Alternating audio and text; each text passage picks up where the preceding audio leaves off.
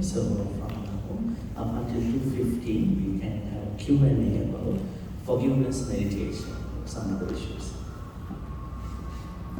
So I got some questions through writing to see whether you could answer these questions. First question: can our departed loved ones communicate with us via dreams? If yes, what does it mean? It's not related to our retreat, but seems to be interesting. I recently gave a talk about this issue. Can our loved ones communicate with us in another center? So I may be uploading their video, so you can see, watch that video for more information. The answer to this question is no. Not via dream. We can communicate with them with some practices, these practices. Because we cannot trust dreams. Dreams can happen for different reasons. In Buddhism, dreams can happen for multiple reasons. There are few reasons about why dreams occur.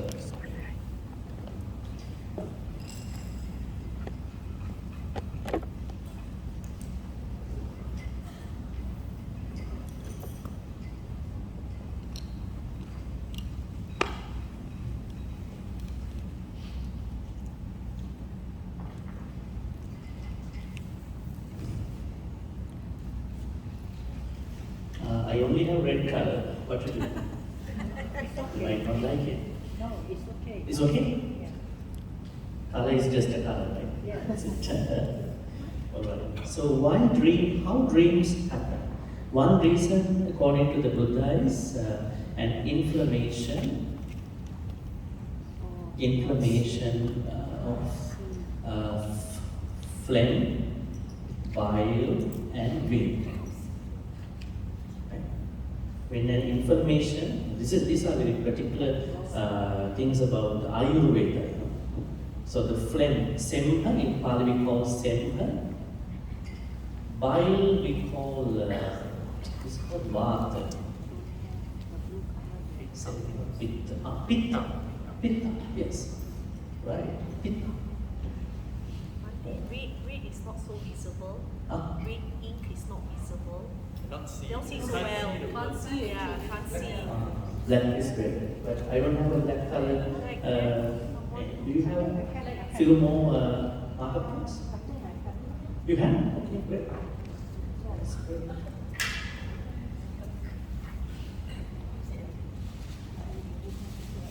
Maybe I'm going to make it a little bit closer.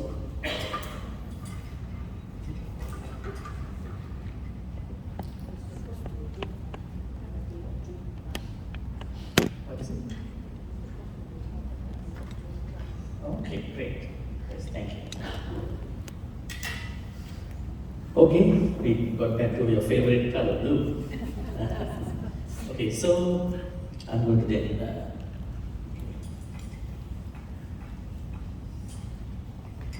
One reason the Buddha says why we having dreams is inflammation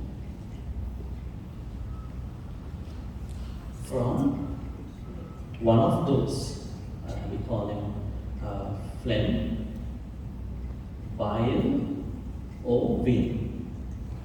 In Pali we call Semha, Pitta, Vata. These three are not always in union. They work differently because of what we eat, how we think, our medical conditions, right? So then, because of an inflammation, something weird, something not going well, we will see some dreams at night. So how do we depend on this kind of a dream, which is really unnecessary? Yeah? Second reason could be flashback of the day. Sometimes things that we have been experiencing throughout the day, they will reprogram, they will reappear in a dream. Can happen, right? Like let's say tomorrow you are flying somewhere, you are going somewhere, thinking too much about it. So before you actually fly, you have already flown in the dream. Because thinking too much, and then already in the morning you are thinking, where am I? Where am I? Am I in the same place? Not in the destination, flashback. Third is what you call Deva's messages. Deva messages. This is very not very regular thing. It's a very rare thing. So these are the three main things. Sometimes people could say you can relate to non-humans, some other non-humans. But most of the non-human things, as we know, they are just not really accurate, true things. And there is one other reason that is only for the Buddha. You know that ascetic Siddhartha saw that he would become the Buddha in a dream. So it's a very specific dream, Buddha's dreams. It's not relevant to us. So your question is, can our departed loved ones communicate with us via dreams? Well, we cannot say from the Dhamma teachings they can communicate, but recently there was one girl who passed away somewhere, and her mother said, she appeared in her dream and said, "Mom, I'm okay, don't worry about it." Something like that. So, not hurting her feelings, I said, yeah, it could happen, for these reasons, but it's not accurate. It cannot be accurate, because you want to make sure your loved ones are okay. So you can communicate with them in a proper way, transferring good karma. That is a better way, rather than because dreams are not workable for us, right? You can't change a dream, but you can change actions. Your Dhamma practice, you can change dreams. So what if somebody is having dreams continuously, bad dreams? Now I know there are people who have told me a long time ago that he or she is having a dream, somebody is trying to kill him. And after a couple of days, he or she found out somebody is going to cheat, maybe impersonating her. One incident was that she was working in a company and somebody else was impersonating her. And then she felt it in a dream. So there are things like that. But without knowing that actual reason, we cannot say. Because sometimes, I will tell you something interesting. Our mother, father, relatives in a past life, even your husband, wife, teachers, they are watching us. They are watching us in this life. We have a lot of examples in the suttas. there was one man who wanted to show that he's an arahant. He's an arahant. So then he was showing people, I'm an arahant, so give me respect. Then one mother in a previous life appeared in a dream and said, you are not an arahant. You should go see the Buddha. So with that example, we understand some of our loved ones, they are monitoring us, not to trouble us, just to make sure that we are safe. So in that case, we might have certain dreams. Other than that, we cannot have a certain idea that all departed ones can tell things to us via a dream. Maybe we are so tired, we are fatigued with the phlegm by being, or maybe flashbacks of the day. We cannot accurately say that they can come. Better not to think that way, because then whatever the things that come up in your dreams, you have to believe. Would you like to go there? I don't think it's a good idea, because you cannot control your dreams. Right? Right? Any question about it? Any follow-up question? Yeah. Can I add on? Recently, Can you better pass the mic on? Yeah. It's better you come to it, just to show that you're asking a question.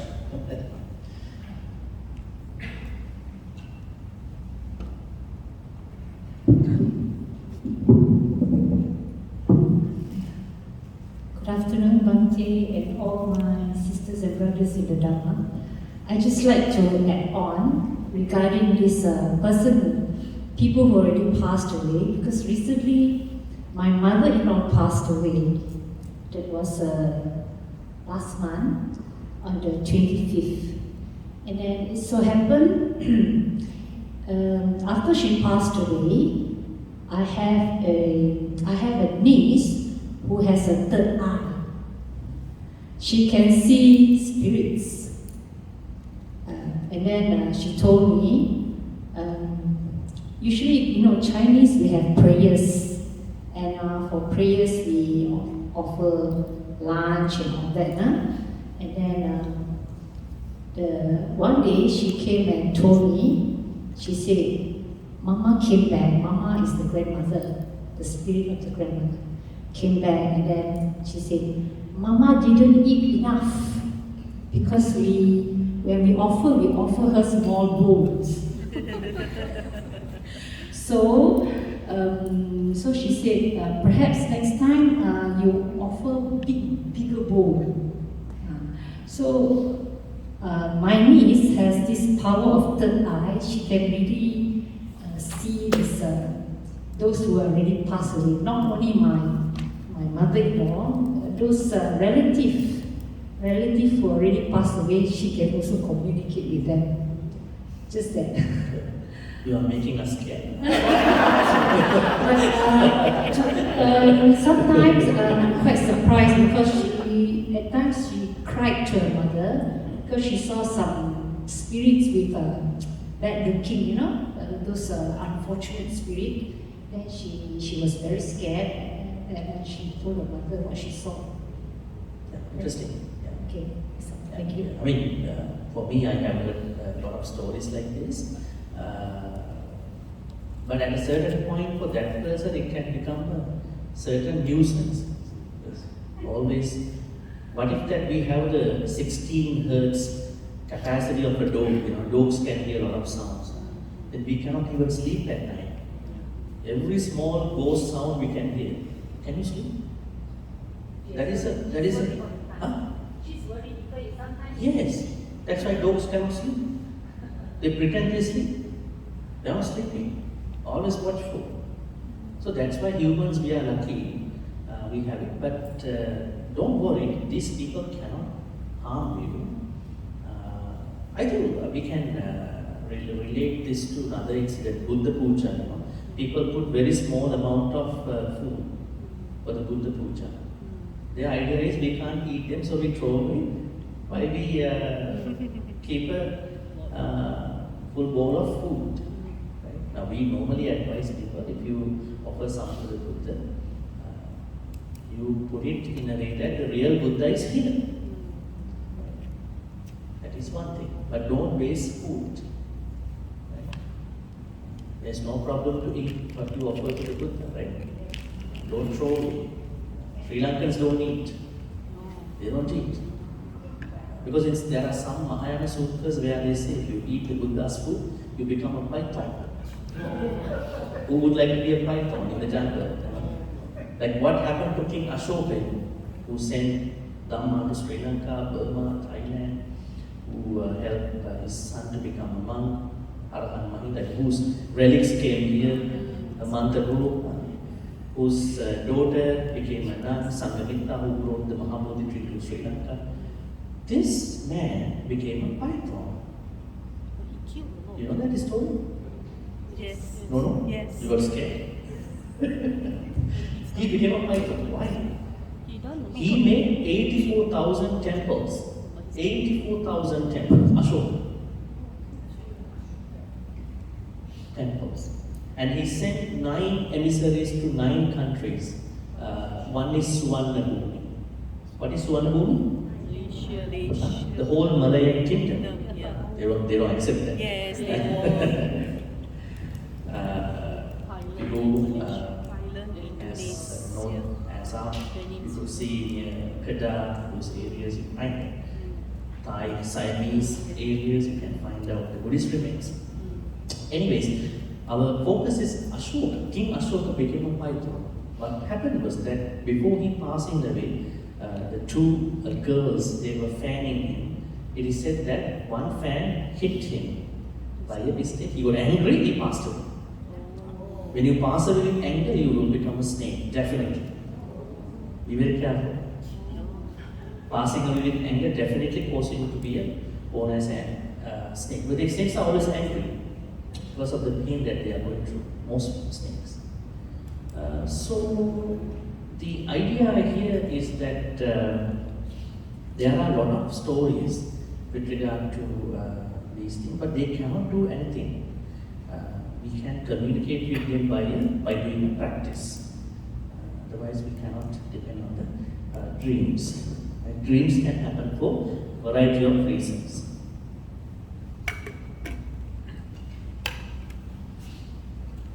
Second, is generosity, again, follow-up question to our morning talk, is generosity easy for us to smoothen our spiritual path?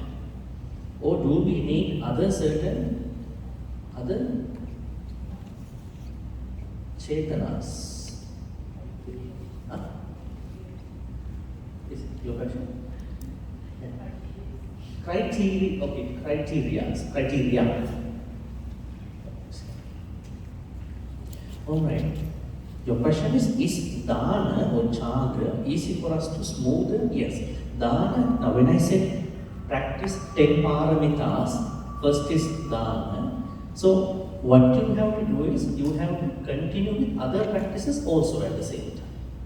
Not even dana, sila, nekkhamma, they all have to be practiced simultaneously. So definitely dana is a starting point, entry point. Because if you check the numbers, the people who go to give dana and who go to listen to a Dhamma talk and meditations, quite different, right? It is not that they don't like to hear Dhamma talk, they cannot understand. No. Please understand, you are blessed if you could understand Dhamma. Why some people cannot understand? Past bad karma. Bad karma in past life. Not enough virya, lack of virya. So, if that is the case, we have to open a certain light activity for everybody, that is dana. But when they practice dana, we have to slowly tell them, this is not the place that you have to enter. You have to practice other 9 qualities as well, paramitas too. So I think, yes, it can smoothen us, it can maintain our practice, it can help us, navigate our dhamma path. Other criteria means other 9. They all have to be practiced together. Don't just end up with a dana. Then King Ashoka would have not born in an animal kingdom. King Ashoka, you can't do even closer to Ashoka. Right? 84,000 temples. Can you do that? Never, you can't do it. That's why dana, you should not only depend on dana. Yes. Bhante, Can you come over here? no question. Yeah. I might understand. What we know is King Ashoka did some terrible deeds before he embarked on protecting and propagating Dharma. In order to be king, he killed a lot of people. No, he was an emperor, not a king. Emperor. Emperor is bigger than a king. Yes, he killed 100,000 people. Yeah, so is that- But what made him to be reborn as a python was not those things. Then think about Angulimala. That is a different thing. What made him to be reborn as a python was because he was angry. Right? Sometimes when you have a lot of comforts, even for a small thing, you get angry. Very uncomfortable. Despite knowing the virtues of forgiveness, one cannot totally erase the incident that has occurred. As commonly expressed, one can forgive but cannot forget. So how do we overcome this one thing? I did not tell that to erase anything. You can't erase. You cannot erase your past. What did I say was deconstruct the connection that you have to that event. Events are there. Everybody has their own events. Past if you can't erase, then you have to die. The only way to erase this, you have to die one day. The way you look at that particular incident will be different now after you understood the forgiveness. Otherwise, you can't delete or erase. The idea that you can forgive but not forget is a Christian idea. Don't bring to Buddhism. This is a Christian idea. They say that. But in Buddhism, we go beyond this context.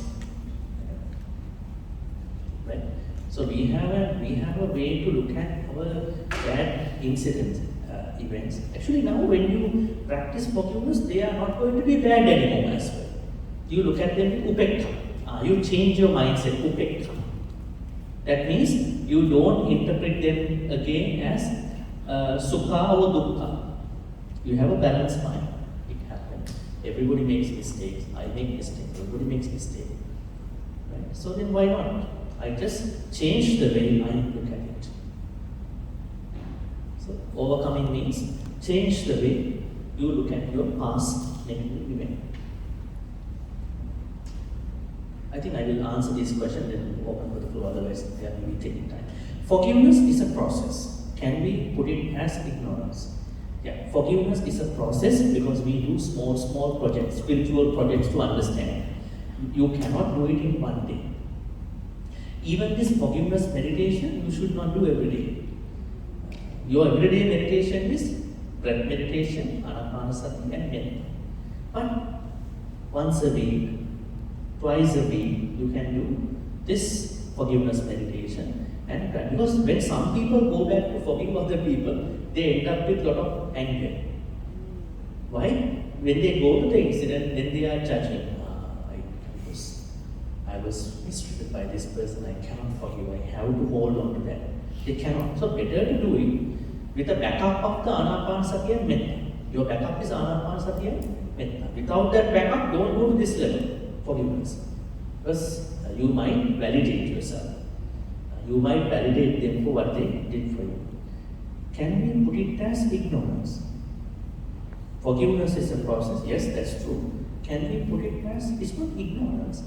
We were stuck in these issues because of ignorance. But if you understand forgiveness is a process, that is wisdom. That is not ignorance. But if you think forgiveness is a one-day activity, that is ignorance. But if you know forgiveness is a process, that is wisdom. You understand, one day I can get over this issue. Lots of wisdom you have at that point.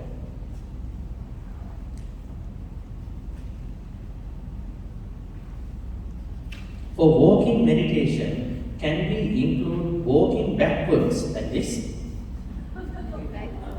Oh, really? I advise if you have a rear jail, you can do it, like a car. There's one man in Canada, I was doing it in my temple. He was saying, I almost going to stumble upon the wall. I said, how do you walk? I closed my eyes like Nana Pana. You are terrible, actually. I said, lucky that the temple has only walls.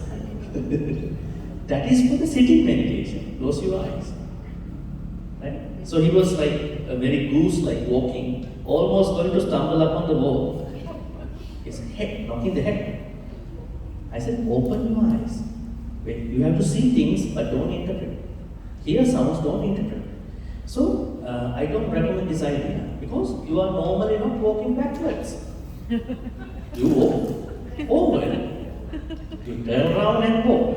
Not like this. What do you think? Has anybody benefited from walking backwards? Tell me. Huh? Huh? Good exercise. Walking backwards is a good exercise? Yes. No, I'm ignorant about it. Is it? I'm sorry?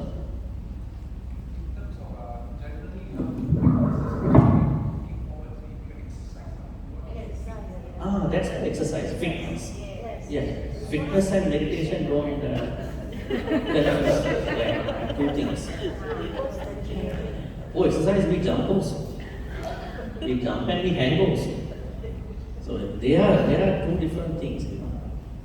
Buddhist practices and exercise, you might think walking is a good exercise, but we are mainly the meditation. Not just burning the calorie. Let's say after you have your lunch, you go to the mall and you people watching in the mall. Is this meditation? Good to burn your calories, but to meditate, you have to watch how you walk. That's a different level. So, Bhante,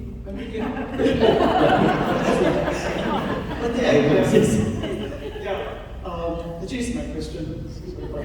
Interesting. Very interesting. Because I think when you walk forward, we are watching our steps. Yes. So it's like heel and toe, heel and toe. So when we walk backwards, it is toe, heel, toe, heel. It's a different kind of observation. It helps us to focus also, Bhante. Yeah. Well, I mean, if it helps you, you can go ahead. But there are 4 postures Buddha asks us to practice. That is going, what do you call it, walking, gacchanta. Not what do you call pacha gacchanta. In Pali we call it gacchanta, right? Pali word gacchanta is what do you call? Walk. Then if you have to find the Pali word for this, pacha gacchanta. That's not what Buddha said, but normally gacchanta. Gacchanta, then titta, tittanta. There are 4 postures. Tittanta. Tittanta, then there are 4 types of postures. Sitting, Walking, lying, sitting, standing. Yeah, and the other thing is some people feel dizzy when they walk backwards. They can feel, they can trip actually. Yeah, so I think I'm not advising from the meditation point, but if you think it helps you, you can be a wonderful being, you know, you never know. So, yes, all right. How many times can we forgive when we know leopard never change its spots? Leopard.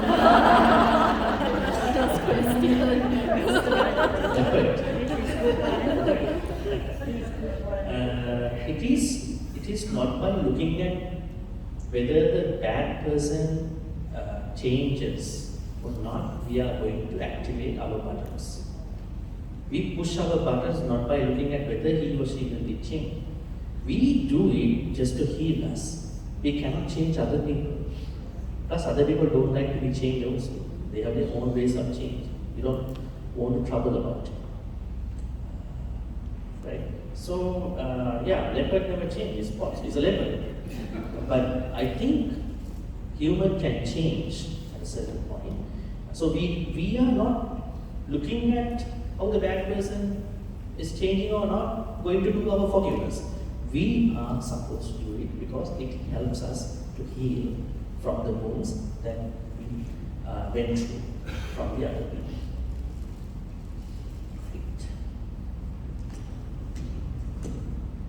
How soon is rebirth after a person passes away? Split second. Split second. Like there's no gap. You die, you go reborn. No gap. Only Tibetan Buddhism talks about Bardo stage. They talk about the Bardo, 49 days, but it's not true in early Buddhism. That's a cultural Tibet version of their version of understanding. One of my professors, when I was an undergraduate, he said something very interesting.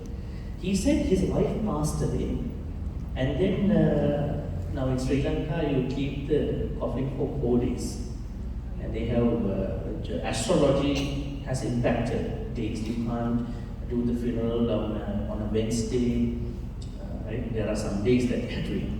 So Buddhism in some part of like Sri Lanka, sometimes they are affected by cultural events. He said while the coffin was inside the house, he went to the temple, gave it a 7-day dana. In Sri Lanka, we have 7-day dana, 3 months dana, 1 year dana.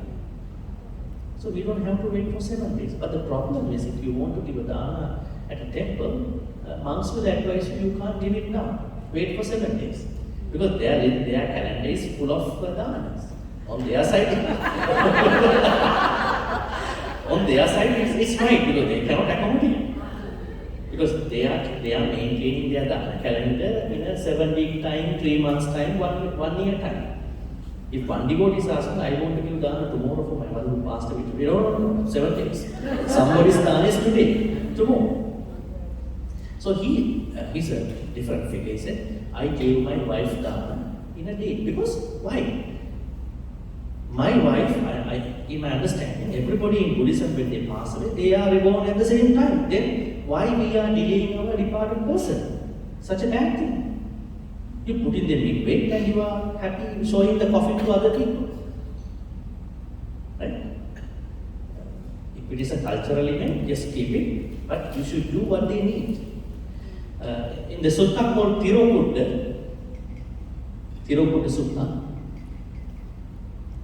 there the ghosts are talking, the departed ones are talking.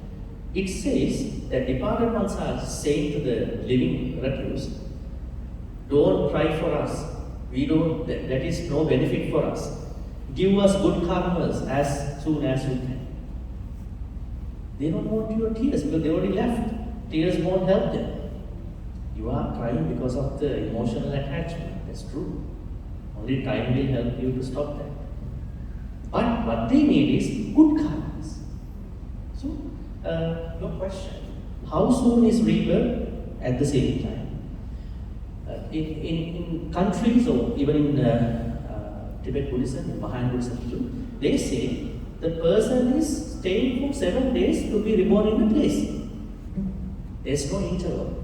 They are reborn at the same time. That's the answer. But they related to this. Some in the Theravada tradition, some people say that the person may be reborn as a Gandhapa before they are reborn again in one of the 6 realms. What is that? Is there such a thing? No, that is Theravada school. Theravada school and Abhidhamma, Pali commentaries. Actually, Gandhapa is a name. When we die, till we reborn in other place, that split second of time. When we depart our body, we say, I pass away one day. The moment I pass away, my consciousness goes out of the body. Consciousness cannot live longer without a body. It is said that my consciousness, your consciousness will become super smart when they leave the body. Why? At that point, that consciousness has to find a body very fast, in a split second of time. Then the consciousness has to be super smart. They say a word called zygote, in English, zygote. Gandhapa is a name for that, a naming for that short time for that consciousness. But in many suttas, Buddha rejects that there is an interval. That is a Theravada interval. We are talking not Theravada school, no Mahayana school. They are school Buddhism. We are talking about early Buddhism. I think I should tell you how to separate this Theravada Mahayana in a short way. Yeah? Yes. That's a good idea. Okay.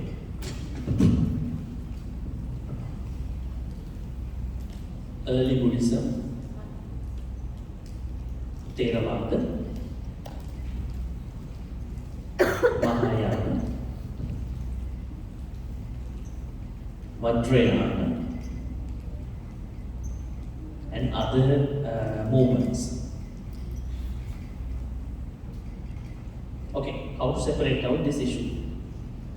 Early Buddhism means, there are three Pitakas, Sutta Pitakas, first four Nikayas, Tiga Nikaya, Majjhima, Anguttara, and Samyutta Nikaya. The Uttara Nikaya is a mix. So, what is Theravada? Abhidhamma.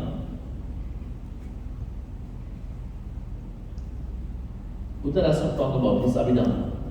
He said, Mahayana, what was coming from, they all say, Theravada say we are based on early Buddhism. Mahayana also they are early Buddhism. Vajrayana also they are based on early Buddhism. All these movements they are talking the same thing. So we have to focus on early Buddhism, not Theravada. Alright?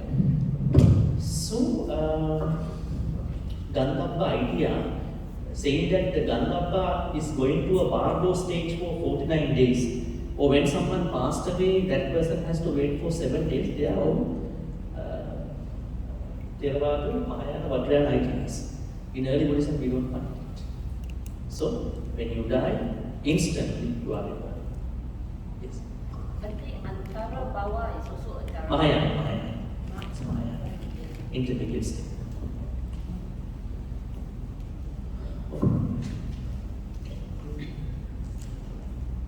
What if we learn to forgive but the other party refuses to let go? What is the consequence? I think it's happening in many. It's okay. You can't change other people. Why we are to forgive? Because we have to heal from the incident. Right? Other people may not be able to have that kind of skill, but you understand the problem. You want to heal. That's why in the meditation we said, I have to forgive myself first for my mistakes. I have to forgive myself for being mean to other people. Then other people. So it's okay. Don't worry about it.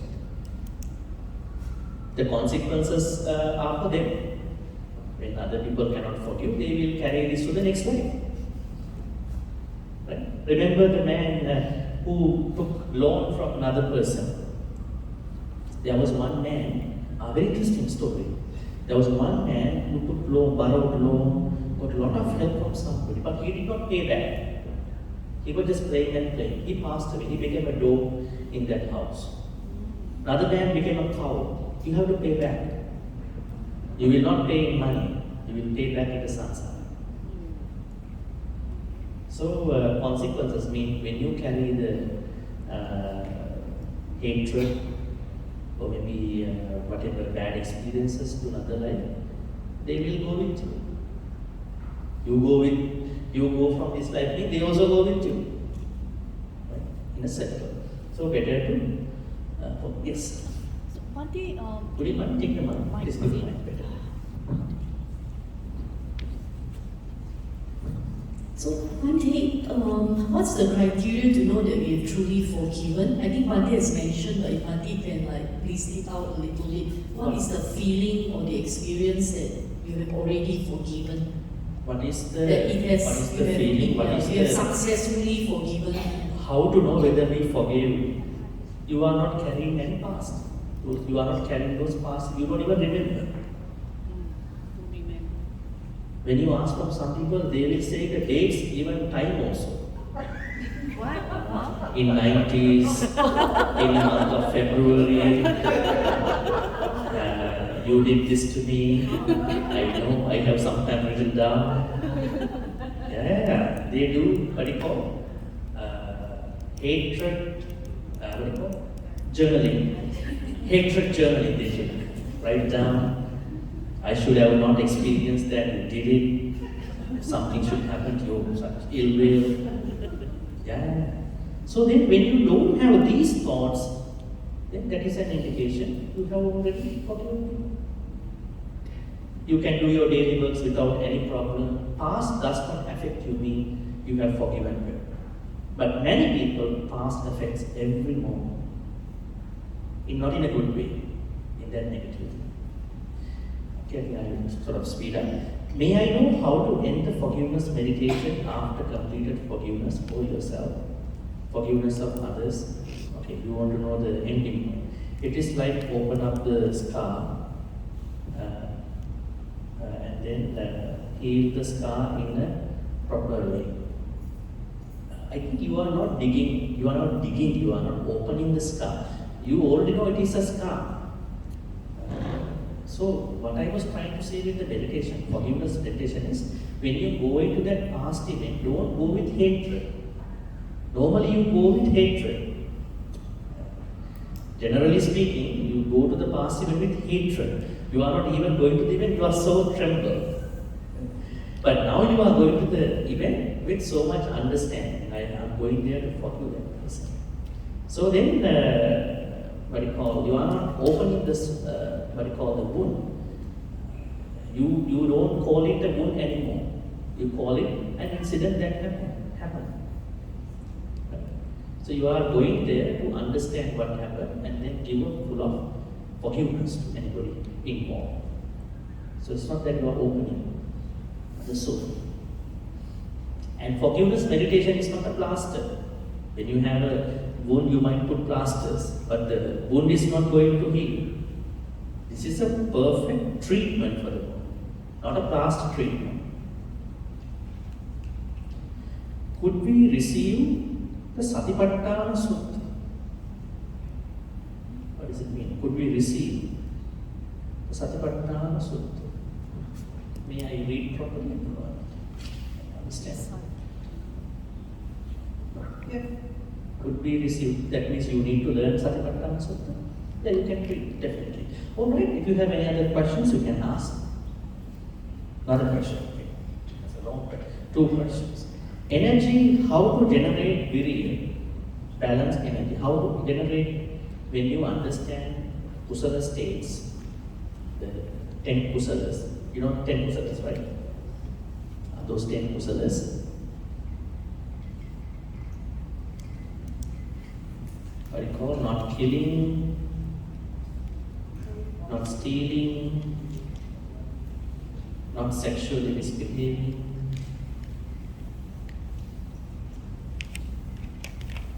not lying, not backbiting, not hurting other people with the speech, not gossiping. Then, not having covetousness, strong lobha, avijja, today we discussed, not having ill will, not having wrong will. Now tell me, when you look at this list, you understand the problems in our life. In a moment of time, we may go to one of them if you are not careful enough. Now when you know that, what you have to do the opposite. Take care of other beings, respect what other people have, you are sexually behaving well, you are talking the truth, you are always trying to bring people together, unite, you are always trying to talk carefully, not hurting other people, you are always talking beneficial, important talks, you are not having a lot of greed, you are having a lot of metta, you are having samadhi. What will happen to you? You are creating an energy to do. You want to do that. That is energy. That is how you create energy. So the more you understand these 10, the more energy coming out naturally. It's like 10 ponds. 10 ponds on a mountain. I would say blue colored turquoise water ponds that are located in a mountain. You don't see water coming up, going back. Where is the water coming up? Tell me. Huh? No water bubbling out of the ground. Fountains. So how come these 10 ponds have water? Water bubbling from itself. In the same way, the more you understand these 10, the energy is coming automatically. You don't need water in the river. Alright? Balance. Now let's say you have energy, you know what to do. Now you have to balance them. Right? Let's say you have lots of food. What to do now? You have to eat carefully. Eat moderately. Not that you keep all the food to eat for the whole month. You get sick. Then you might sometimes share. You might sometimes maybe give back. Eat, you plan. So now when you have energy, natural energy like a fountain, where you get automatic or natural water, you are going to balance that water. Otherwise, water will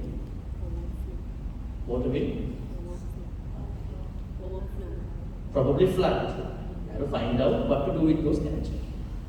Which suttas to read? Enthusiasm. Suttas, okay. Suttas, Satya Vimanga. Satchivanga Sutta given by Arhan Sariputta, Maha Chattanista Sutta. I can't remember the number here. Majjhima Nikaya. Find out. Maha Chattanista, Majjhima Nikaya 117. So there are a lot of suttas. Can you go to Sutta Central? I'm going to show you how to do this. Alright, go to Google, Sutta Central. Okay, this one. And you can see here the search button. You can type maybe Virya.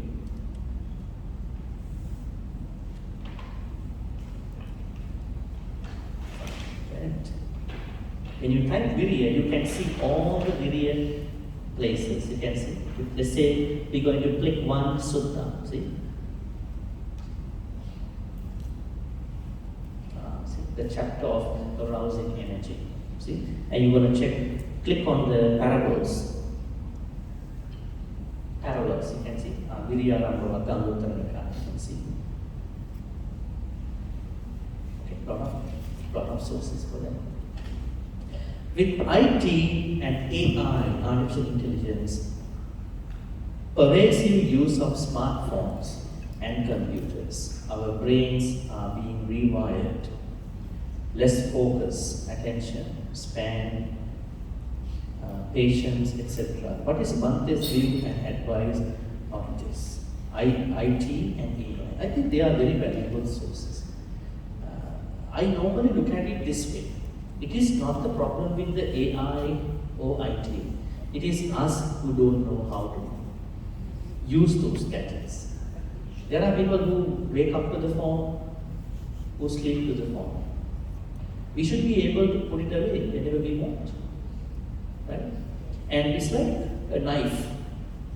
It's like a knife. I think I told you already. If you have a knife, you want to cut vegetables off, you do that. You're not going to cut your hand with that knife. Right? Surgeons use the same knife to do the operations. They cut very carefully. They know where to cut. But there may be somebody who is going to grab that knife, the same knife which is used for cooking, and then stab somebody. Whose problem is this? Knife problem or the man's problem? Man's problem. So is the social media, gadgets, IT. They are valuable sources nowadays. Long time ago, when a monk is giving a Dhamma talk, you just write down, you don't check anything. Everything is true. But nowadays, people are checking the sutta. Yes. What is the reference? Yes. I like the idea actually. Yes, go do it. How many good things are there on the internet? Yes. About how many of you checking your health through internet? Only when you get sick you check. Yes. You get a big problem, surgery, you go check. Then things are too late at that point. So many valuable verified information on Google on proper valuable sites.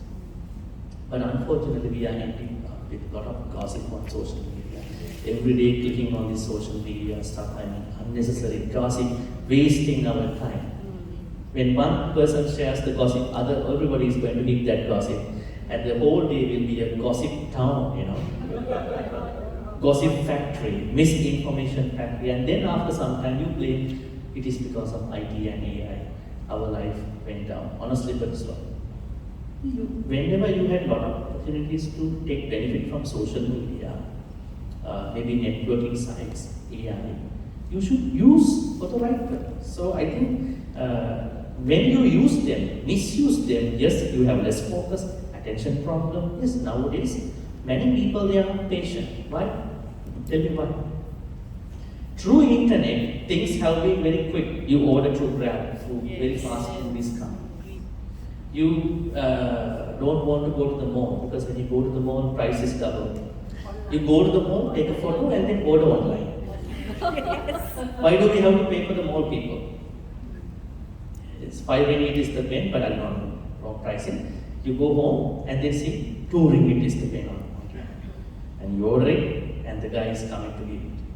So now this young generation with that understanding, they think everything should be quick like this. A lot of young people, because of this quick things through AI, young people cannot take a lot of pain in today's world. They are not patient. They didn't like to hard work. They always say they want to smart work, but what many of they do is they cut corners. They want to cut corners. There are some good things too. So we should be able to take the pain. That should be an enjoyable journey sometimes. Taking pain. So maybe the way we look at Vedananupasana, right?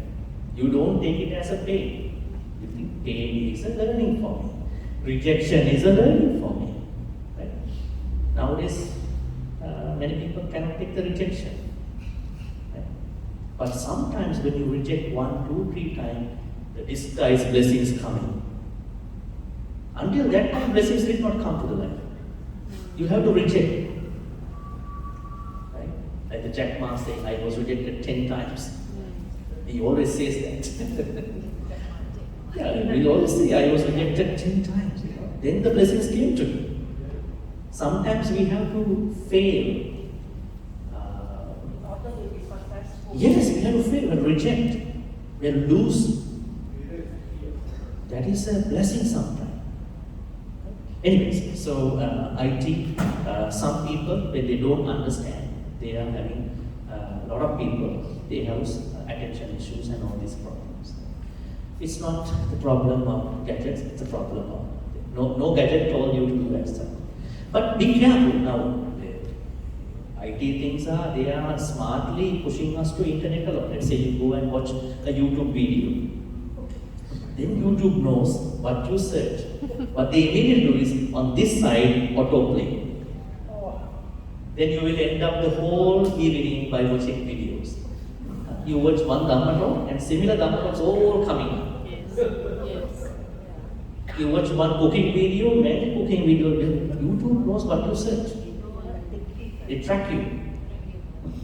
Who is going to watch one video and carefully withdrawing oneself from YouTube and do other things? You want to only watch one video for cooking dim sum.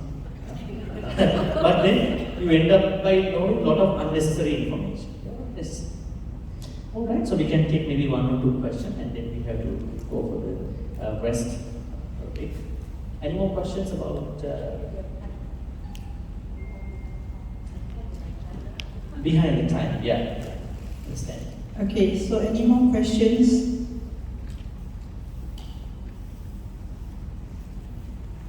No? Actually, we are supposed to take a break from 2:15 to 2:30. After that is a reflection interview time, so you can take a rest during that time too.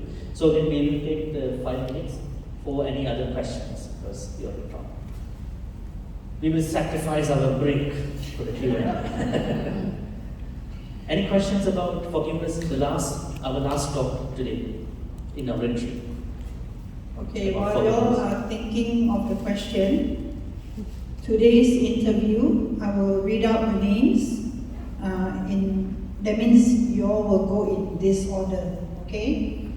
And I request those who are going for the interview, after this, please go down to the first floor. I don't want to walk up and down to call you, okay, like yesterday. Please go down to the first floor and wait. Alright, thank you. Okay, number 1 is Sister Cherry Lim. Number 2 is Sister Meta Ham. Number 3 is Sister Tu Yin Eng. Number 4 is Brother Danny Teo. Number 5, I have a group of 3 people, Sister Ngo Su Bang, Sister Ong Hui Liu, and Sister Sumita Cheong.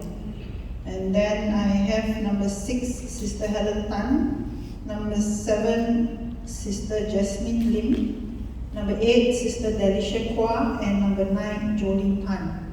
If anybody else wants to have an interview with Bhante, please let me know and we'll see whether we can slot you in. Right?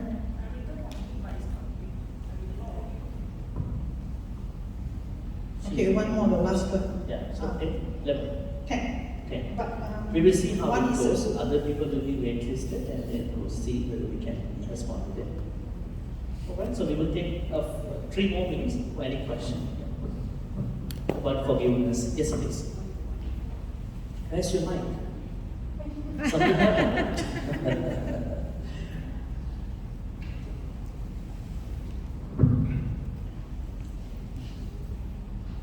Since our program today is regarding forgiveness, I have a friend.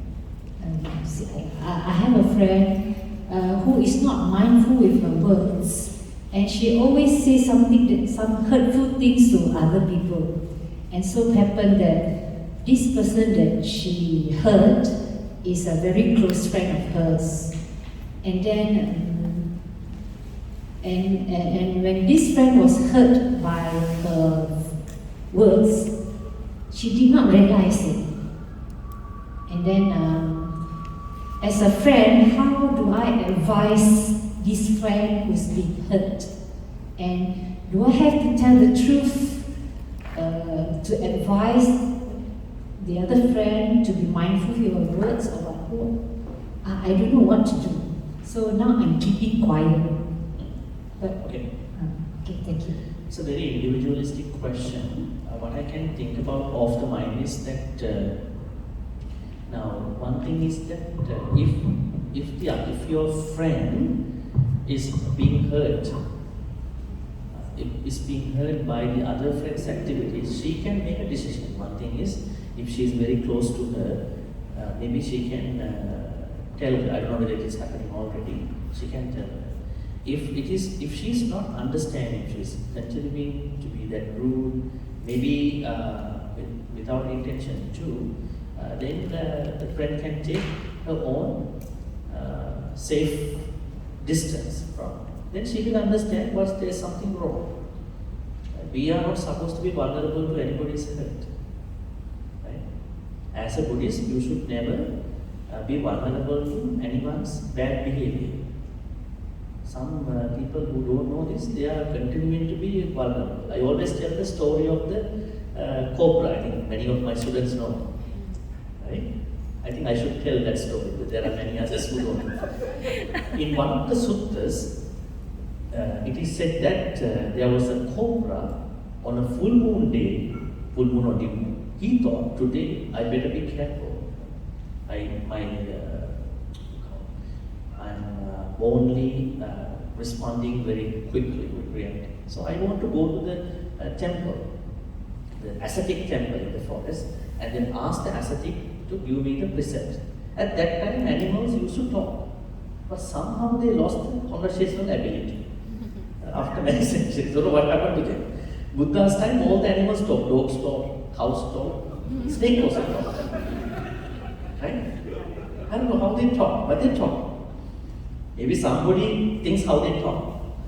So this cobra went to the ascetic monastery and then said to the ascetic, the ascetic, today I came here because it is a new moon or full moon. I want to take the 5 precepts.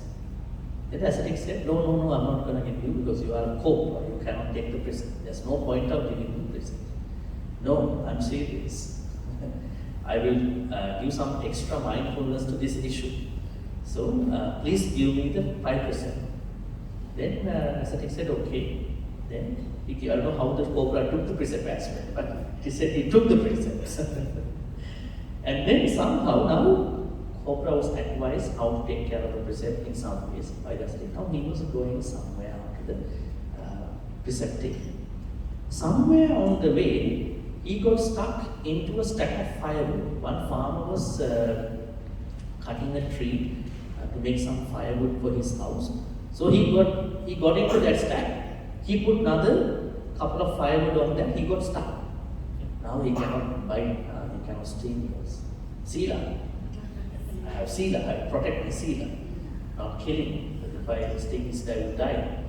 So he was be very patient, tolerating that chill. And then now the farmer was bringing that stack of firewood into his house. He was stuck between the firewood. And then he dropped in front of his house. He saw a tail wagging on the side. Oh, the snake came to my, he was scared and he took a stick. He was trying to let it loose. Then the snake was not making any sound, no hiss, no hissing, slowly moving. Okay, rattlesnake. What a pity on his rattlesnake. It's not rattlesnake, it's a hole. So at that time, there was a custom that when you take the precepts, like how you do today, by the evening you have to go to the temple or monastery or hermitage. You have to tell the ascetic or the senior monk the progress, whether you have been able to practice or not. It's good that you know that whether you can practice. Then from afar, ascetic saw the snake is not comfortable. Then he asked, hello cobra, how is the status of your Sila today? Look what happened to me. Result of my Sila today. And then he asked, what happened to you? And he said, I was going after taking precept. He was thinking his wisdom. Then he said, okay, what I told you was not to kill, but you could have shown the farmer you can bite, but you are not going to bite. You could have hissed, then the farmer might have been terrified and let you go.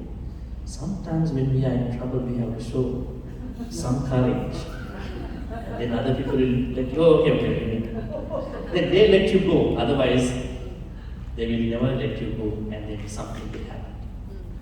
So as a Buddhist, we should learn from this story. Never ever let other people wash their hands onto your head. That is not being Buddhist.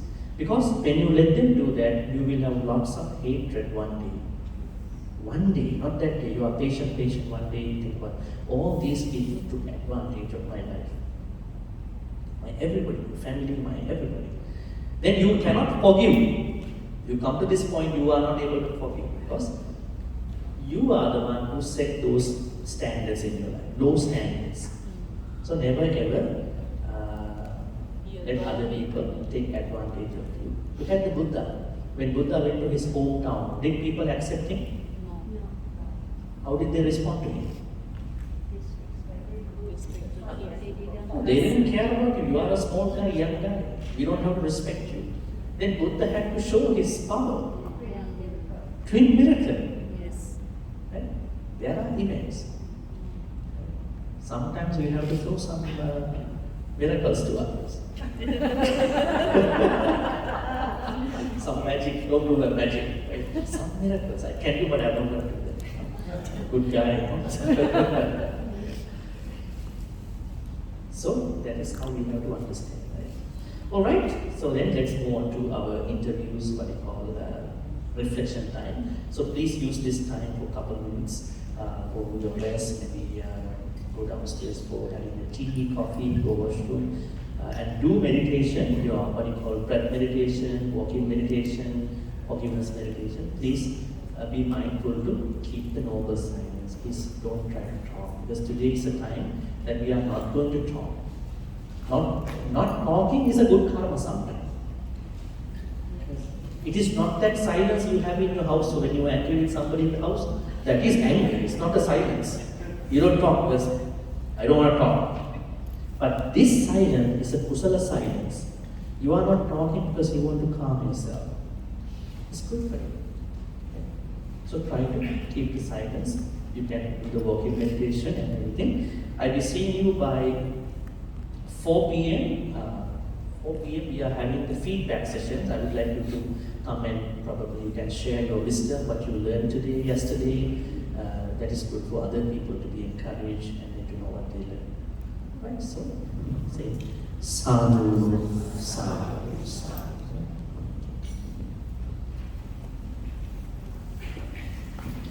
For the feedback session, we would also appreciate if you could give us feedback on the organizing of this retreat. Maybe we can improve in our next retreat or something, okay? Any constructive feedback we will accept. I'm very happy for this time. The temple has been updating and accommodating a lot of things because we had a retreat in January, the first retreat, so very impressed so far. I hope that both sides experience and then as facilities, everything discussed. Yeah, good.